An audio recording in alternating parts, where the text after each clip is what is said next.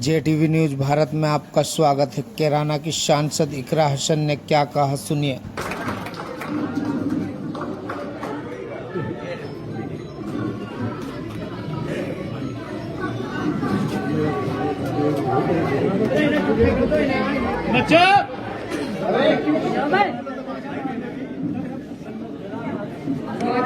कौन कहता है आसमान में सुराग नहीं हो सकता? कौन कहता है आसमान में सुराग नहीं हो सकता? एक पत्थर तो तबीयत से उछालो यारो। आज की इस खूबसूरत प्रोग्राम के हमारे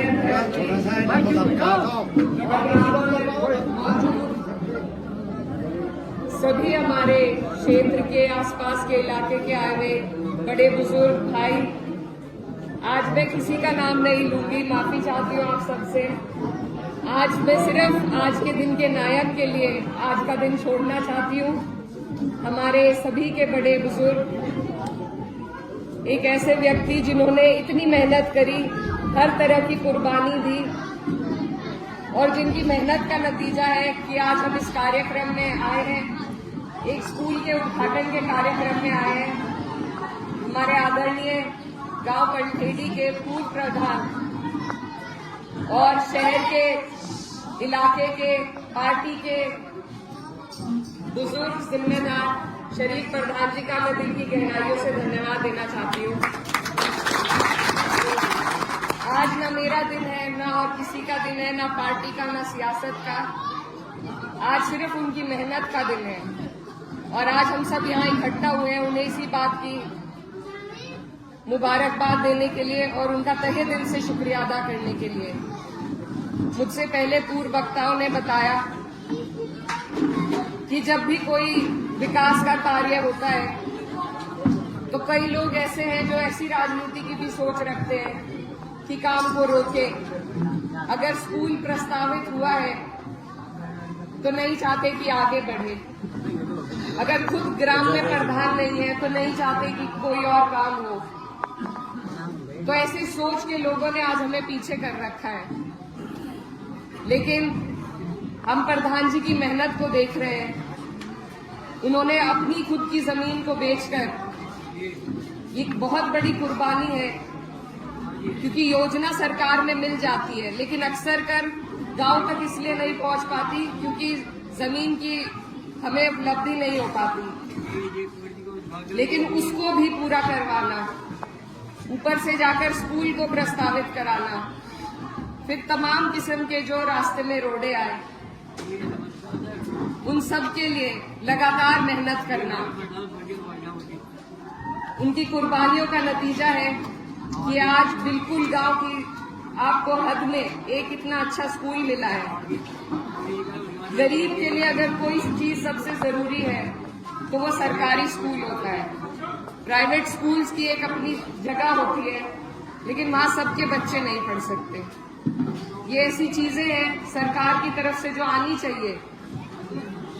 आज सरकार, मैं खिलाफ नहीं हूं इस बात के क्योंकि गुर्बत हमारे यहाँ इतनी हो गई है कि सरकार को राशन बांटना पड़ रहा है, लेकिन अगर अपनी नीति को सुधार कर सरकार हमें शिक्षा दे, स्वास्थ्य की योजनाएं दे, तो मुझे लगता है वो हमारे देश की और हमारे लोगों की बुनियाद को ज्यादा मजबूत करेगा। आज जो चल रहा है मजबूरी है लोगों की भी, लेकिन उससे किसी की जड़ें मजबूत नहीं हो रही है। मजबूती हमें तभी मिलेगी जब इस तरह के विकास के कार्य हर गांव में होंगे। तो मुझे बहुत खुशी है, हमारा इसमें कोई योगदान नहीं रहा। जो चीज जो मेहनत पर आ चुकी थी, क्योंकि आपने इस काबिल बनाया, ऐसे पद पे बिठाया, तो मैं नहीं मानती एक आधा फोन करने से, एक आधी मीटिंग करने से हमने इसमें कुछ ज्यादा किया है। ये सारी मेहनत आप सबकी है, प्रधान जी की है, जितने लोग यहाँ पर बैठे हैं, तो आप सबको मैं दिल की गहराई से धन्यवाद देना चाहती हूँ। और अगर इस तरीके से हर गांव का जिम्मेदार अपने गांव में मेहनत करे, खुद मेहनत करे कि गांव में स्कूल बन सके, अस्पताल आ सके, हमारे बच्चों की तालीम के लिए, उनके मुस्तकबिल के लिए हम कुछ कर सके, तो मुझे लगता है हम बहुत आगे निकल जाएंगे। जो पिछड़ापन है उसको दूर हम कर देंगे। अधिकारी अरशद साहब ने बहुत अच्छी बात कही, कलम की ताकत आप सबको हमें बताई। मैं उनकी बात से बिल्कुल 100 के 100 मैं उनकी बात को मानती हूँ और ये उनकी बात में जोड़ना चाहती हूँ कि सिर्फ तालीम, शिक्षा वो उजाला है जो हमें अंधकार से निकाल सकता है। मैं अपनी भी बात कहना चाहूंगी कि मेरे में कोई ऐसी खासियत नहीं थी, सिर्फ जो आत्मविश्वास था आप सबके प्यार का था और जो तालीम मुझे मिल पाई उसके बदौलत मैं आज भी आपके बीच आत्मसम्मान के साथ, आत्मविश्वास के साथ खड़ी हो पाती हूँ। अगर हमारे क्षेत्र की हर बेटी को हम पढ़ाएं, आगे बढ़ाएं, हर भाई अगर हमारा तालीम पे ध्यान दे, तभी हमारे देश को, हमारे लोगों को, हमारे इलाके को तरक्की मिल पाएगी। हम अक्सर आपसी राजनीति में दूरदर्शिता को नजरअंदाज कर देते हैं। ये सोचते हैं रोज के झगड़ों में उलझ जाए, लेकिन अगर ध्यान देने की चीज है तो वो यही चीजें हैं कि कौन बुनियादी हमारी जो जरूरत है उन्हें पूरा कर रहा है। तो हर गांव में अगर इसी तरीके से मेहनत हो तो आप और हम, फिर हमें किसी की जरूरत नहीं पड़ेगी। जैसा अभी अंबेडकर जयंती परसों थी और सिर्फ एक वाहिद व्यक्ति बाबा साहब भीमराव अंबेडकर जी ने अपनी पूरी कौम को, न सिर्फ कौम को, अपने पूरे मुल्क को, हर जात, बिरादरी, धर्म के लोगों को उनके अधिकार दिलाने का जो प्रयास किया और जो संविधान हमें देकर गए हैं वो सिर्फ इसलिए क्योंकि वो पढ़े लिखे थे, शिक्षित थे, अपने अधिकारों को जानते थे। आज की राजनीति भी हमें हमारे अधिकारों से दूर कर रही है क्योंकि सरकारें जानती हैं कि हम सवाल नहीं करेंगे। हम वहां तक पहुंच ही नहीं पाए हैं आज तक कि हम सवाल नहीं करेंगे। अंबेडकर जी ने यह भी कहा था कि सरकार आपको सब चीजें देगी लेकिन शिक्षा नहीं देगी, क्योंकि अगर आपको शिक्षा मिल गई तभी आप उनसे सवाल करेंगे, तभी आप अपने अधिकारों की लड़ाई लड़ पाएंगे। तो हमें अगर सम्मान के साथ जीना है, अपने अधिकारों की सुरक्षा करनी है, तो हमारे एक एक बच्चे को तालीम याफ्ता होना बेहद जरूरी है। तो ये स्कूल का मुस्तकीम प्रधान जी ने कहा कि स्कूल की स्थापना हो चुकी है।